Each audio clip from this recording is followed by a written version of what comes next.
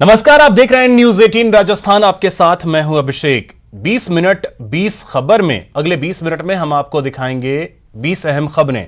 चलिए शुरू करते हैं 20 मिनट में 20 खबरों का सिलसिला। टोंक जिले में रविवार रात से बारिश का दौर जारी है। टोंक शहर में 9 साल बाद 7 इंच से ज्यादा बारिश हुई है। बारिश की वजह से शहर की सड़कें, कॉलोनियों में पानी भर गया है। लगातार हो रही बारिश की वजह से करीब आधा दर्जन कच्चे घर भी गिर गए। मिली जानकारी के मुताबिक जिले भर में तेज बारिश से बाढ़ जैसे हालात पैदा हो गए। सड़कें दरिया बन गई, वहीं नदी नाले उफान पर हैं। शहर के मुख्य बाजार में घुटनों तक पानी भर गया है। शहर में घरों और दुकानों में पानी घुस गया है, जिसके चलते लोगों को काफ़ी परेशानी का सामना करना पड़ रहा है। प्रशासन की अव्यवस्था पर लोगों का गुस्सा भी फूटा। टोंक समेत उनियारा, पीपुलू में भी तेज बारिश हो रही है। सोरेन रोड पर पानी भर जाने के कारण वाहन चालकों को परेशानी हो रही है। काली पलटन और धन्ना तलाई ओवरफ्लो है। पलाई क्षेत्र में देवरी, भाखरवाड़ी सहित कई गांवों का संपर्क टूट गया है। नैनवा नगर फोर्ट रोड पर आवाजाही बंद कर दी गई है। मध्य प्रदेश में भारी बारिश से हालात गंभीर हो चले हैं। राजधानी भोपाल में पिछले कुछ घंटे से लगातार बारिश हो रही है, जिसके चलते शहर में हालात पूरी तरह से अस्त व्यस्त हो गए हैं। भोपाल के सभी डैम के गेट खोल दिए गए हैं। इसके साथ ही बड़ा तालाब उफान पर है। मूसलाधार बारिश के कारण बड़ा तालाब का जलस्तर काफी बढ़ गया है। इस बीच यहाँ चलने वाला क्रूज आधा से अधिक डूब गया। बताया जा रहा है कि क्रूज के एक हिस्से में पानी भर गया था, इसकी वजह से ये हादसा हुआ है। दरअसल बड़ा तालाब में मध्य प्रदेश टूरिज्म विभाग का एक क्रूज चलता है। आमतौर पर क्रूज की फेरी दोपहर से शुरू होती है। बहरहाल राहत की बात ये रही कि बारिश के कारण बोट क्लब के पास पर्यटकों की भीड़ नहीं थी। क्रूज वहीं खड़ा था। लगातार हो रही बारिश के कारण क्रूज के डूबने की खबर मिलने के बाद नगर निगम और स्थानीय प्रशासन की टीम मौके पर पहुंच गई है। राजस्थान के कई जिलों में मूसलाधार बारिश का दौर रविवार देर रात से जारी है। कोटा में बाढ़ के हालात पैदा हो गए हैं। प्रशासन ने स्कूल कॉलेज में छुट्टियां घोषित कर दी हैं। कोटा शहर में पिछले 24 घंटे में सबसे अधिक 9 इंच बारिश हुई। राजस्थान के साथ साथ मध्य प्रदेश में भी तेज बारिश का दौर जारी है। काली सिंध, चंबल, परवन नदी का जलस्तर बढ़ने से राजस्थान के कई गांवों में बाढ़ के हालात बन गए हैं।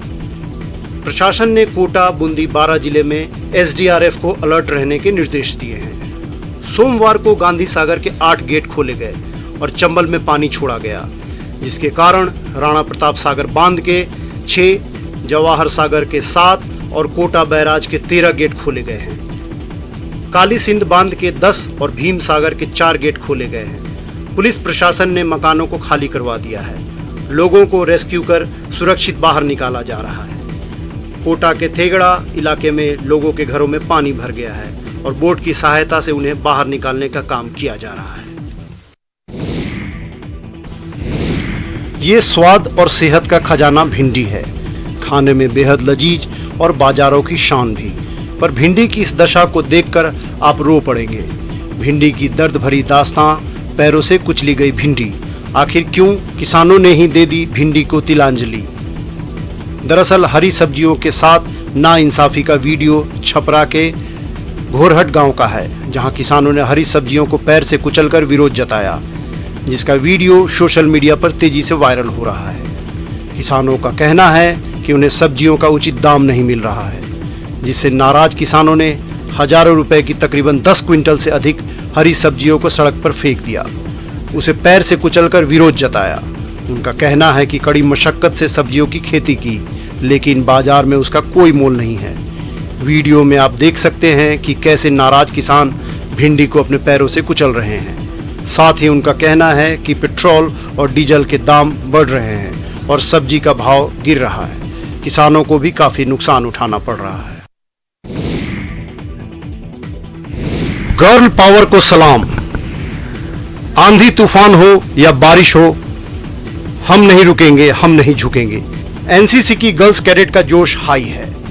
तस्वीरें झारखंड के दुमका की है। नकटी स्थित फायरिंग रेंज में एनसीसी की 4th झारखंड गर्ल्स बटालियन के कैडेट्स को ट्रेनिंग दी जा रही है। इसमें 2 तरह की कैडेट्स शामिल हैं, जिनमें संथाल परगना विभिन्न कॉलेज स्कूलों की लड़कियां शामिल हैं। वहीं नई दिल्ली में आयोजित होने वाले थल सैनिक कैंप 2022 के लिए चयनित 25 गर्ल कैडेट को भी यह ट्रेनिंग दी जा रही है। एनसीसी गर्ल्स कैडेट के साथ साथ प्रशिक्षक और अधिकारी भी जमकर मेहनत कर रहे हैं। कैडेट्स को अनुशासन के साथ साथ मैप रीडिंग, ड्रिल, आपदा प्रबंधन सहित फायरिंग का अभ्यास कराया जा रहा है। प्रशिक्षण शिविर में लड़कियां पसीना बहा रही हैं। अनुशासन सीखने का जुनून कहिए या कुछ कर दिखाने का जज्बा, लेकिन सच यही है कि आज के समय में लड़कियां किसी भी क्षेत्र में पीछे नहीं हैं। यहाँ प्रशिक्षण ले रही गर्ल्स का लक्ष्य विजेता बनकर बिहार झारखंड का नाम रोशन करना है, एनसीसी से जुड़कर अपना भविष्य संवारना है। बिहार में युवतियां और महिलाएं न सिर्फ आत्मनिर्भर बन रही हैं, बल्कि अपने हुनर को प्रदर्शित भी कर रही हैं। भागलपुर के कहलगांव रणिदियारा की शुभकामिनी मोज़ैक आर्ट बना रही हैं। इतना ही नहीं, इन्हें दरभंगा एयरपोर्ट के लिए प्रोजेक्ट मिला है। अब इनकी कला को दरभंगा एयरपोर्ट पर देख सकेंगे। दरअसल शुभकामिनी ने पहले टाइल्स के छोटे छोटे टुकड़े से राधा कृष्ण का मोज़ैक आर्ट बनाया, जिसे दरभंगा एयरपोर्ट पर लगाया गया है। इसका अनावरण बाकी है। साथ ही श्री राम सीता मिलन, सुदामा कृष्ण मिलन समेत कई तरह के आर्ट बनाए हैं। शुभकामिनी बताती हैं कि हमेशा से मन में कुछ अलग करने की सोच रही है, इसलिए उन्होंने मोज़ैक कला की ट्रेनिंग गोवा में ली। इसके बाद भागलपुर में इस पर काम कर रही हैं। ये बताती हैं कि बिहार सरकार के अधिकारियों की ओर से दरभंगा एयरपोर्ट के लिए प्रोजेक्ट मिला, जिसमें एक बनकर तैयार हो चुका है, दूसरा तैयार किया जा रहा है, जिसे बहुत जल्द लगाया जाएगा। अल्लू अर्जुन भारत के सबसे बड़े फिल्म सितारों में से एक। साउथ में उनका स्टारडम पहले से ही था, लेकिन पुष्पा के बाद से वे न सिर्फ देश बल्कि विदेशों में भी खूब लोकप्रिय हो चुके हैं। Film Pushpa the rise part 1 एक बॉक्स ऑफिस पर सुपर हिट थी और अब लोग इसके सेकेंड पार्ट का बेसब्री से इंतजार कर रहे हैं। फिलहाल अर्जुन अपने न्यूयॉर्क दौरे को लेकर चर्चा में हैं। अभिनेता की तमाम तस्वीरें और वीडियो सोशल मीडिया पर वायरल हो रहे हैं, जिनमें वे अमेरिका की गलियों में भारतीय ध्वज तिरंगा को फहराते दिख रहे हैं। दरअसल अल्लू अर्जुन ने अमेरिका में भारतीय डायस्पोरा के आयोजित सबसे लोकप्रिय वार्षिक program the India Day parade में भारत का प्रतिनिधित्व किया। अभिनेता ने हाल ही में अपने इंस्टाग्राम पर भारत परेड दिवस के वीडियो शेयर किए, जिसमें वे तिरंगा फहराते दिख रहे हैं और बैकग्राउंड में AR रहमान का म्यूजिकल सॉन्ग वंदे मातरम बज रहा है। 21 अगस्त यानी बीते दिन ही अल्लू अर्जुन ने न्यूयॉर्क की सड़कों पर तिरंगा फहराते दिखे और वहीं उन्होंने भारत की आजादी के 75 साल पूरे होने का जश्न मनाया। तस्वीर में आप अमेरिका में अल्लू अर्जुन की एक झलक देखने के लिए उमड़ी भीड़ को भी देख सकते हैं। ये कोशिश मरुधरा को हरा भरा बनाने की है। पौधारोपण को लेकर कोरोना काल में प्रदेश काफी पीछे रहा, इसलिए पौधारोपण पर अब विभाग का खासा फोकस है। विभाग 50,000 हेक्टेयर में पौधारोपण कर रहा है। विभाग का दावा है प्रदेश के 33 जिलों में पिछले 45 दिनों में करीब 1 करोड़ पौधे रोप दिए गए हैं। पौधारोपण में छायादार पौधों में 9 प्रजातियों के पौधे लगाए गए हैं। इनमें नीम, करंज, चुड़ैल, अमलतास, अशोक, गुलमोहर, कचनार, खेजड़ी और अरडू के पौधे हैं, जबकि फलदार पौधों में 8 प्रजातियों के पौधे शामिल हैं। इनमें अनार, जामुन, सीताफल, बेल, अमरूद, पपीता, नींबू और आंवला के पौधे लगाए जा रहे हैं। फूलदार पौधों में 13 प्रजातियों के पौधे लगाए जा रहे हैं। 90% वृक्षारोपण हम कर चुके हैं। 50,000 हेक्टेयर से अधिक क्षेत्र में वन पुनर्स्थापन का कार्य प्रारंभ हुआ। इस वर्ष का जो टारगेट है, इस बार मॉनसून की मेहरबानी से पूरे प्रदेश में पानी और नमी अच्छी है। इसकी वजह से पौधे भी तय समय से पहले लगाए गए हैं। राजस्थान के सबसे बड़े खेल महाकुंभ राजीव गांधी ग्रामीण खेल ओलंपिक की तैयारी जोर शोर से चल रही है। भरतपुर जिले के पहाड़ी पंचायत समिति के गांव पीपलखेड़ा की 2 छात्राओं राखी और शमा का ग्रामीण ओलंपिक को लेकर गाया गीत बहुत तेजी से वायरल हो रहा है। इन दोनों ने गाने के माध्यम से ग्रामीण ओलंपिक की जो अहमियत बताई है, वो लोगों को खूब रास आ रही है। टेनिस बॉल क्रिकेट खेलेंगे, खो खो का होगा सम्मान, राजीव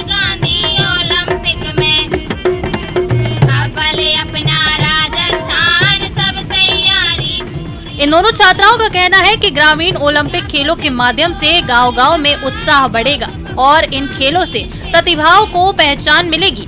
ग्रामीण ओलंपिक खेलों से आपसी मेलजोल बढ़ेगा।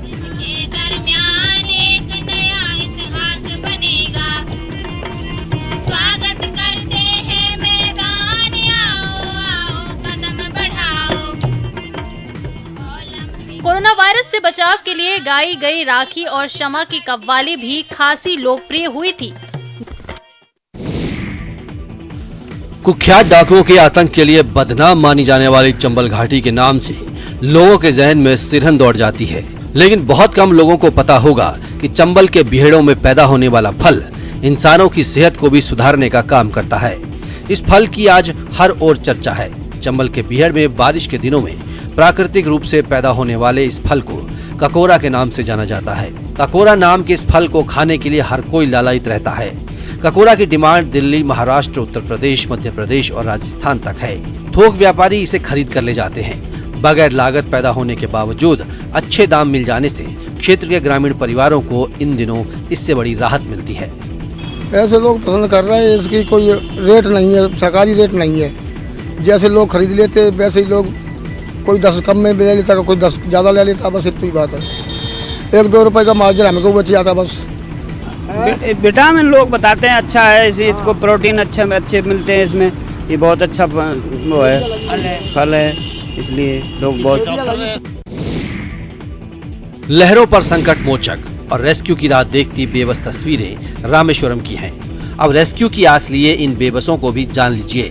ये सभी श्रीलंका के नागरिक हैं जो हालात बद से बदतर होते जा रहे हैं। चारों ओर मचा हाहाकार थमने का नाम नहीं ले रहा। चावल 500 रुपए प्रति किलो बिक रहा है।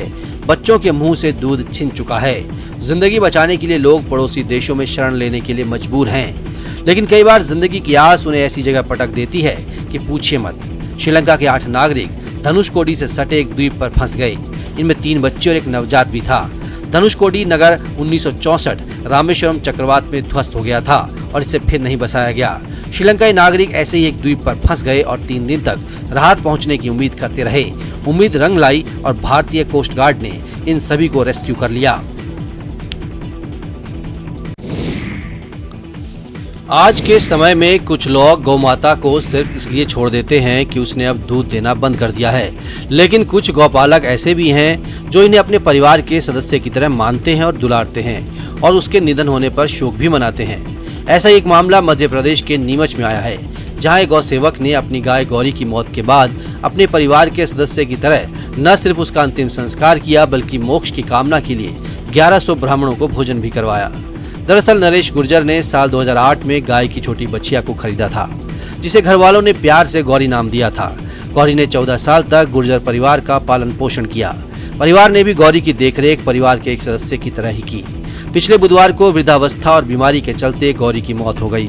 इस दौरान परिवार ने गौरी का खूब इलाज भी कराया, लेकिन वो बच नहीं पाई। गौरी की मौत से परिवार में मातम छा गया। बाद में गुर्जर परिवार ने गौरी को विधि विधान से दफनाया। 4 दिन का शोक भी रखा और सभी कामों से सम्मानजनक दूरी रखी।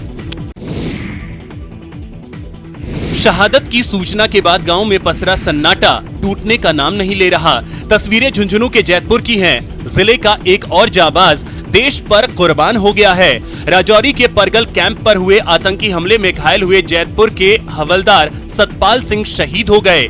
10 दिन से वेंटिलेटर पर चल रहे हवलदार सतपाल सिंह ने उधमपुर के आर्मी हॉस्पिटल में अंतिम सांस ली। आतंकियों को मुंहतोड़ जवाब देते हुए इस हमले में मालीगांव निवासी सूबेदार राजेंद्र भाबू भी शहीद हो गए थे। इस हमले में अब तक 5 जवान शहीद हो चुके हैं।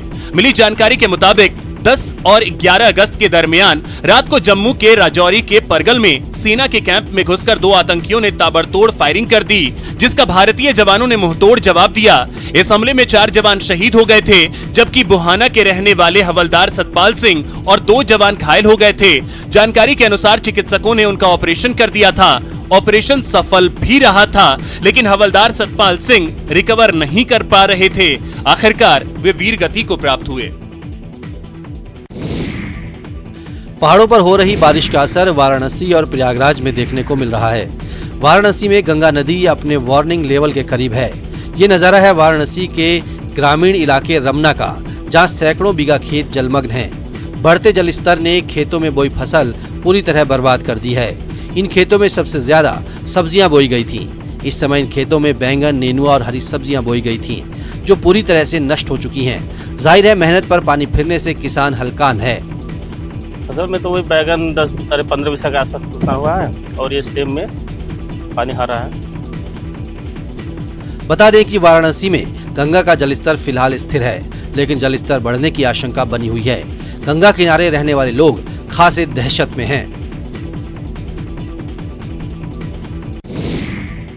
जिस तरह सावन में शिवजी की कांवड़ यात्रा निकाली जाती है, ठीक उसी तरह उत्तराखंड के चमोली में नंदा देवी की यात्रा निकाली जाती है।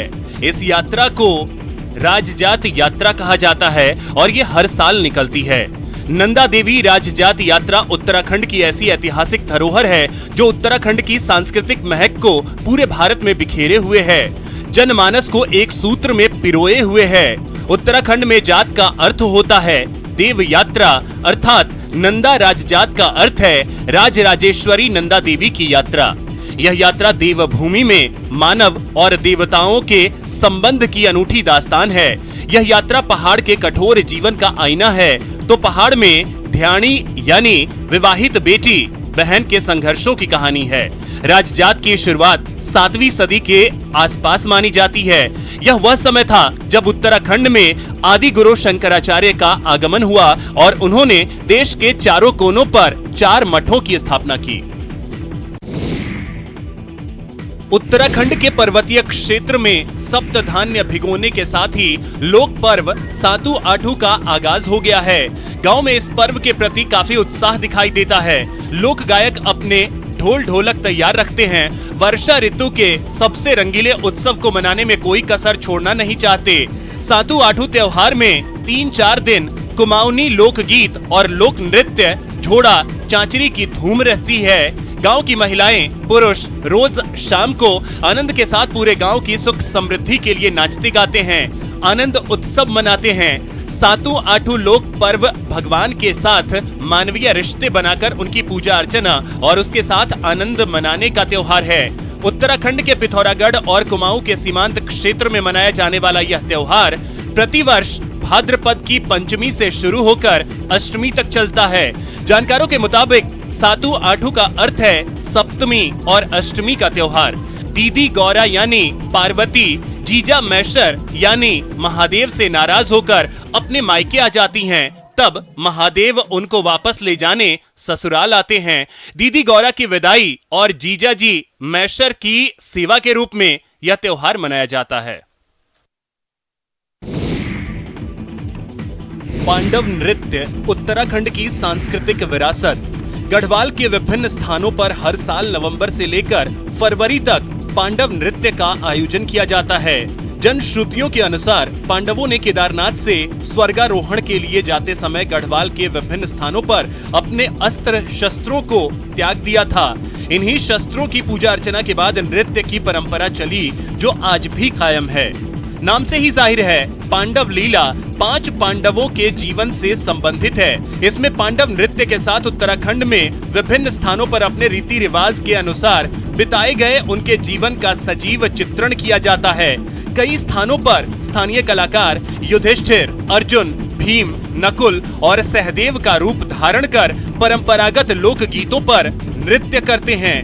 मान्यता है कि पांडव अपने जीवन के अंतिम समय में हिमालय की कंदराओं में मोक्ष के लिए आए थे। लिहाजा यहाँ शायद ही ऐसा कोई गांव हो जहां पांडव लीला आयोजित न होती हो। पांडव नृत्य कराने के पीछे गांव वाले अलग अलग तर्क देते हैं, जिनमें मुख्य रूप से गांव में खुशहाली, अच्छी फसल के अतिरिक्त यह भी माना जाता है कि गाय में होने वाला खुरपा रोग पांडव नृत्य कराने के बाद ठीक हो जाता है। केंद्र सरकार ने 2 अक्टूबर 2019 से सिंगल यूज प्लास्टिक पर प्रतिबंध लगा रखा है। सरकार का मकसद वर्ष 2022 के अंत तक देश को पॉलिथीन मुक्त बनाने का था, लेकिन मकसद नाकाम नजर आ रहा है क्योंकि सिंगल यूज प्लास्टिक और पॉलिथीन इस्तेमाल पर प्रतिबंध लगने के बावजूद लोग घर से थैला लेकर बाजार नहीं जा रहे और दुकानदार भी उन्हें पॉलिथीन में सामान देने से मना नहीं कर रहे। यही वजह है कि प्रतिबंध का कोई खास असर नजर नहीं आता। राहत की बात है कि धरती और उसकी सेहत को लेकर फिक्रमंद रहने वाले कुछ लोग अभी भी निराश नहीं हुए हैं और इस दिशा में लगातार कोशिश कर रहे हैं। तस्वीरें इसकी तस्दीक कर रही हैं। अलवर को पॉलिथीन मुक्त बनाने के लिए लगातार अभियान चलाया जा रहा है। इसी सिलसिले में अशोक सर्किल से साइकिल रैली का आयोजन किया गया और साइकिल रैली के माध्यम से नगर कीर्तन निकालकर कपड़े के थैले वितरित किए गए।